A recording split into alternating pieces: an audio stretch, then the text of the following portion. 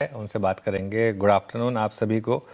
गाबा sir बताइए इस समय की आपकी ट्रेड। Good afternoon. इस समय का जो ट्रेड नजर आता है मुझे वो है एशियन पेंट्स। सेटअप सही है, बेस भी बढ़िया है। ट्रेड करें 2493 पर एशियन पेंट्स, और मेरे ख्याल से एशियन पेंट का स्टॉप लगाना है 2473, ₹20 का स्टॉप है। टारगेट कल तक पॉसिबल है 2530 के एशियन पेंट्स। गाबा को एशियन पेंट्स पसंद आ रहा है खरीदारी के राय इन स्तरों पर। मानस जी गुड आफ्टरनून, बताइए आपकी पिक क्या होगी?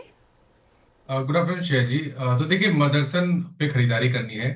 स्टॉक ने अपने 10-22 मूविंग एवरेज को रिगेन कर लिया है, तो आई थिंक जो शॉर्ट टर्म बॉटम अभी कुछ दिन पहले स्टॉक ने बनाया है 120 के आसपास, और अब यहाँ से एक नई रैली देखने को मिल सकती है। तो करंट लेवल्स पे मदरसन में खरीदारी करेंगे। 122 रुपए का स्टॉप लॉस लगाएंगे। 132 रुपए 132 के टारगेट सेट करेंगे। चाहे तो 125 125 वाला कॉल ऑप्शन ले सकते हैं। ₹5 के आसपास ट्रेड हो रहा है। ₹3.90 के स्टॉप लॉस से इस ऑप्शन में खरीदारी करेंगे और ₹8 के टारगेट सेट करेंगे। ओके। इनफैक्ट गाबा सर ने एशियन पेंट्स लिया था ना, एक बार एशियन पेंट्स का इंटरडे चार्ट दिखाइएगा। और सिर्फ एशियन पेंट्स नहीं श्रेया, मैं आपको 3-4 चार्ट्स और दिखाता हूँ।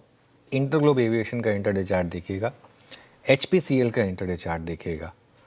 कहीं ना कहीं हम आई थिंक पिछले 2-3 दिन से बात कर रहे हैं, तेल से जुड़े हुए स्टॉक्स में बड़ी वाली गिरावट जो थी वो अब खत्म हो चुकी है। अब आप देखें जब तेल इतना ऊपर आ रहा है तब भी इन स्टॉक्स ने गिरना बंद कर दिया, और स्पेशली वो स्टॉक्स जिनका बिजनेस मॉडल अच्छा है अब उन लेवल्स पर आ गए हैं। अच्छा, अब तो तेल और नीचे आ गया, 106 पर आ गया है।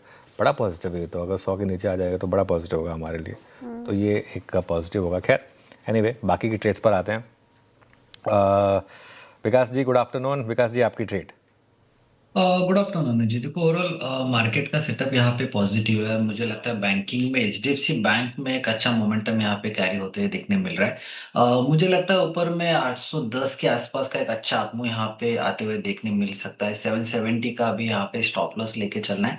एक अच्छा बेस यहाँ पे देखने मिल रहा है, और जिस हिसाब से आज के दिन में पूरा मोमेंटम इसमें कैरी होते हुए देखने मिल रहा है, और एक डाउनवर्ड ट्रेंड लाइन है उसका एक फ्रेश ब्रेकआउट 880 के ऊपर ये देखने मिल रहा है। तो मुझे लगता है HDFC बैंक यहाँ पे बाय करना है। 810 का टारगेट और 770 का स्टॉप लॉस। HDFC बैंक 1% ऊपर है आज के सेशन में, इनफैक्ट 0.25% डेज हाई पे कर रहा है कामकाज। विकास जी ने पिक किया, इसको खरीदारी करनी है आपको। आशीष कयाल जी गुड आफ्टरनून, बताइए आपकी पिक क्या होगी?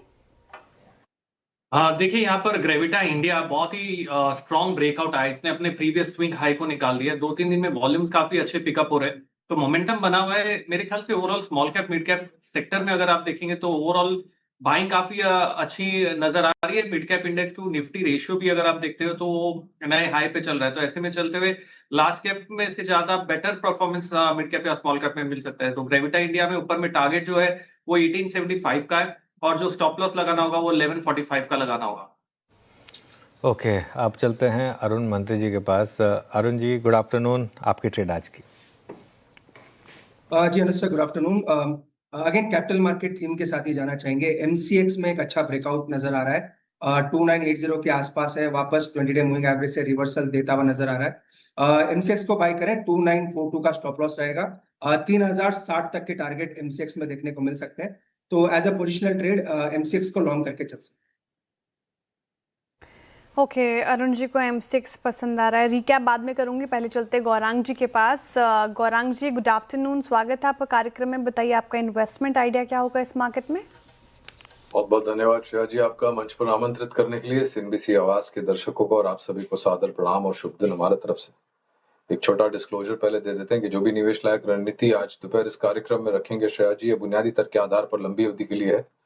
इसमें हमारी कंपनी जियोजेट तथा मेरा किसी भी प्रकार का व्यक्तिगत निवेश नहीं है, ना ही किसी प्रकार का वित्तीय लाभ मिलता है, ना ही किसी प्रकार का हितों का टकराव। लेकिन इसी स्तर पर राय हम हमारे क्लाइंट्स को देते हैं, संभव है कि उनका निवेश हो। बुनियादी तर्क के आधार पर अभी अनुज भाई चर्चा कर रहे थे LNT को लेकर के, और मेरा ये मानना है, ये मेरा निजी मानना है कि आप कैपिटल गुड्स इंजीनियरिंग स्टॉक्स को जब आप निवेश करते हैं तो तिमाही दर तिमाही अगर आप आकलन करेंगे तो कभी कभी वो आकलन गलत हो जाता है। और ये गिरावट जो हम देख रहे हैं करीबन 2.5% के आसपास की, ये खरीदारी का मौका है। पहले तो अगर निवेश है तो बने रहे, और अगर आपके पास निवेश लायक पूंजी है तो और जोड़ सकते हैं। और अगर आप मौका चूक गए तो इस गिरावट का लाभ उठा करके लंबी अवधि के लिए निवेश करें। इस तरह से शुरुआत कीजिए, गिरावट पर जोड़ते जाएं। अनुमानित लक्ष्यांक श्रेया जी करीबन 4560 के आसपास का है।